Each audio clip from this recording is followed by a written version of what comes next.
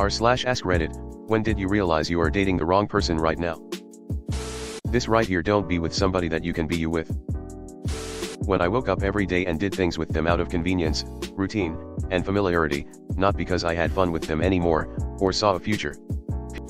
Routine isn't inherent bad. As long as you want it. If you're not okay with it, it just feels like a prison.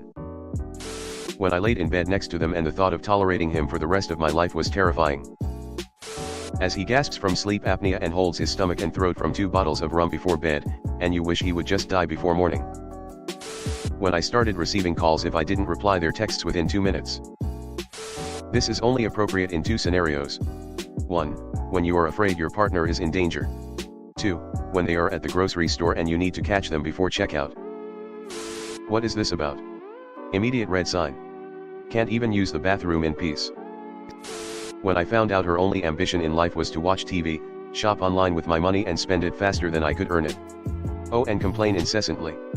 Poor hygiene as well. Edit, and remain permanently unemployed.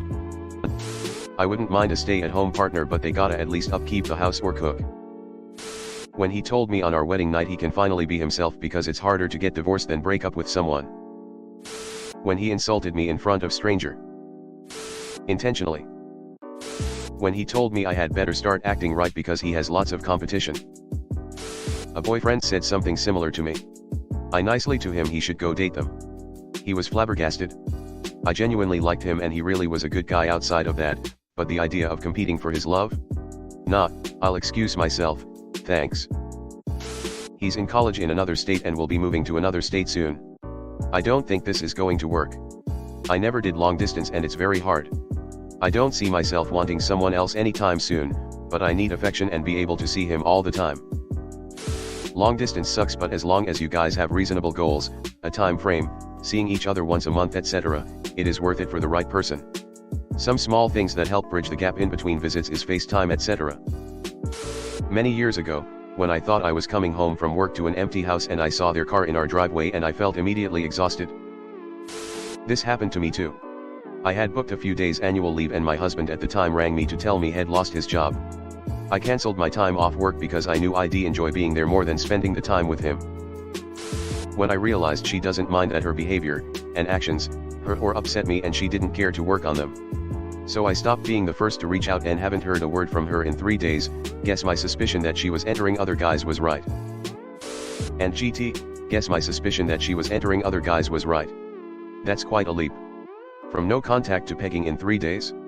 Not unheard of, but I wouldn't jump to that conclusion right away. That sounds like an actual nightmare, WTF. When I was walking one dark night and something just told me, she isn't that one, isn't she? That night everything changed. Bro, I would've jumped out of my shoes if someone told me that walking alone at night. The Fire Nation attacked. Those switch flip moments are fascinating and terrifying. I had that happen once with someone who, by most measures, was pretty perfect for me. The idea that this could just happen in a long-time marriage is frightening, but very reassuring for a dating relationship before things progress. I hope that yours was the latter. When he kept telling me that every girl is crazy for him and that I should be honored to be with him. Mind you, this is after I finally decided to stand up to all the gaslighting, insults, taunting, etc. When I found myself begging for the absolute bare minimum and making excuses when I couldn't even get that anymore. When he was mean to the cat. Take the cat and run. He will rot in hell. Well, was the cat fucking with his shit? /s, link. She told me she wanted me to propose before her next birthday. That made me realize I really didn't want to marry her, so soon after I ended it. Congrats, at least you're not keeping her around because she's a good time. After reading these comments, I think the answer is no. So many of these stories describe my life and the guy I've been with for 4 years. Most everyone in our life, even some of his good friends, has at one time or another told me he needs to treat me better or that they don't know how I do it. When hanging out with him became more of a chore than enjoyable. I broke it off today, but I am still very upset about it.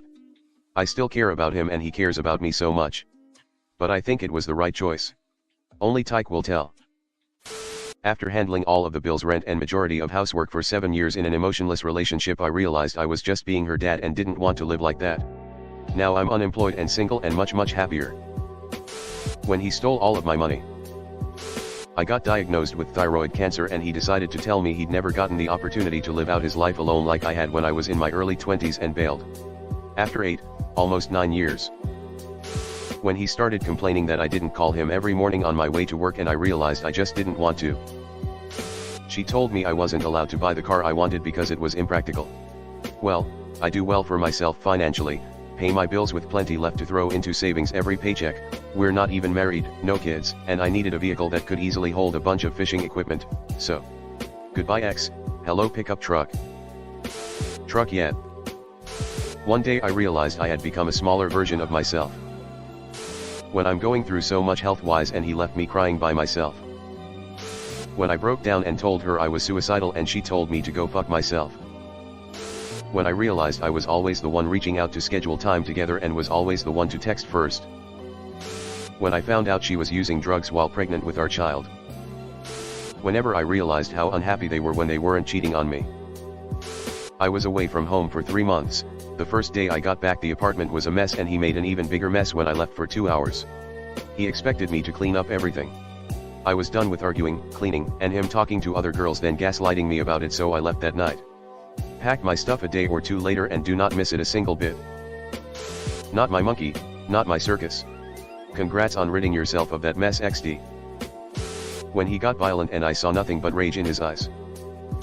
When after almost a decade of marriage I met up with some old friends and they all said they had concerns about my well-being as I was a shell of who they'd grown to know over 20 years of friendship.